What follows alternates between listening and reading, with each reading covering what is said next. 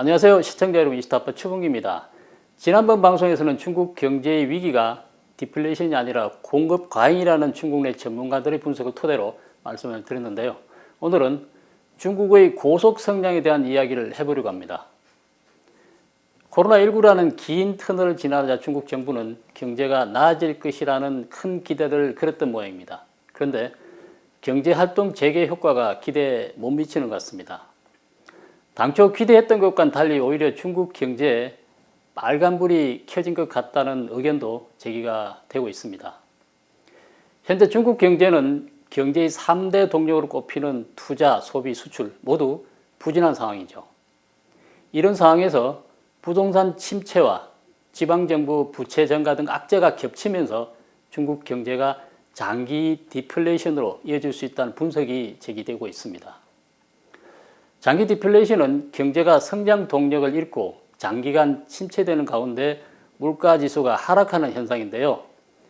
1990년대 버블 붕괴 이후 일본 경제가 그 대표적 사례죠. 당시 일본의 경제 상황은 약 10년간 성장을 멈추고 불황의 늪에 빠져 잃어버린 10년으로 불렸습니다. 일본 경제의 제자리 걸음은 그로부터 30년째 계속되고 있죠. 경제 전문가들은 최근 중국 경제는 일본의 잃어버린 10년 초기와 비슷한 양상을 보이고 있다고 분석을 하고 있습니다. 여기에 더해서 한 경제학자는 중국 경제의 상황이 1990년대 일본보다 더욱 심각하던 비관론까지 내놓고 있다고 하는데요.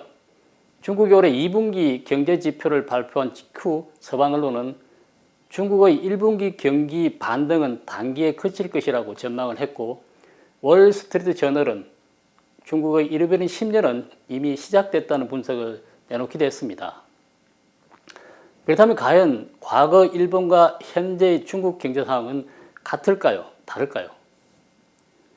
경제 전문가인 프랭크 티안 시에는 에포크 타임스와의 인터뷰에서 중국 경제가 심각한 불황에 빠졌다고 주장을 했습니다. 그는 또 어떤 사람들은 중국이 일본의 잃어버린 10년과 아주 유사한 상황에 처해 있다고 말했는데요. 실제로도 비슷한 점이 있다고 합니다. 당시 일본은 부동산과 주식시장의 버블 붕괴를 경험했고, 이로 인해 일본 경제는 장기간 성장 둔화의 늪에 빠지게 됩니다. 그렇게 잃어버린 10년은 20년, 30년으로 늘어났다고 합니다. 다만 일본 버블 경제의 주요 원인은 기업의 과잉 투자와 무리한 확장이었으나 버블 붕괴 이후 일본 정부는 큰 타격을 입지 않았다는 점입니다. 그런데 이와 반대로 최근 중국 경제에서 나타나는 문제점들은 중국 정부와 직접적인 연관이 있다는 점입니다. 시에는 중국의 지방정부들은 대부분 부동산 개발과 투자에 관여해 왔다며 현재 부동산 침체 여파로 부채가 걷잡을 수 없이 늘어나고 있는데 이는 곧 모든 중국인들의 부담으로 이어질 것이라는 분석을 내놓고 있습니다. 또 중국은 수출입이 크게 감소하고 내수도 부진하지만 1990년대 일본에서는 이런 문제가 없었고 당시 일본인들의 소비 수준에도 문제가 없었다고 합니다. 중국처럼 실업률도 높지 않았던 거죠. 중국과 일본이 경기 불황을 겪는 상황에서 유사한 점은 표면적으로는 부동산 버블이 붕괴됐다는 점이지만 본질적인 측면을 파고 들어가 보면 두 나라의 상황은 완전히 다릅니다. 시에는 중국에서 부동산 가격이 하락하고 실업률이 치솟는 등의 경제적 악재가 장기간 지속되면 정치와 사회적 불안정으로 이어질 수밖에 없다고 강조하고 있습니다. 실제로 중국 국가통계국이 발표한 수출, 수입, 소비자 물가지수 그리고 청년 실업률 등의 경제 지표는 모두 예상치를 밑돌고 있습니다.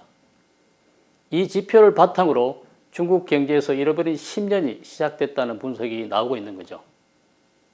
그동안 중국 공산당이 문제를 은폐하기 위해 통계 자료를 축소하고 조작해온 점을 감안한다면 중국 경제가 마주한 현실은 더욱 어두울 것이라는 전망이 힘을 얻고 있다고 합니다. 오늘은 그동안 고속 성장을 해오던 중국 경제의 향후 전망에 대해서 알아봤는데요. 정도의 차이는 있겠지만 세계의 공장, 중국이 심각한 경제 불황에 빠진 것은 부인할 수 없을 것 같습니다. 오늘 방송은 여기서 마치도록 하겠습니다. 감사합니다.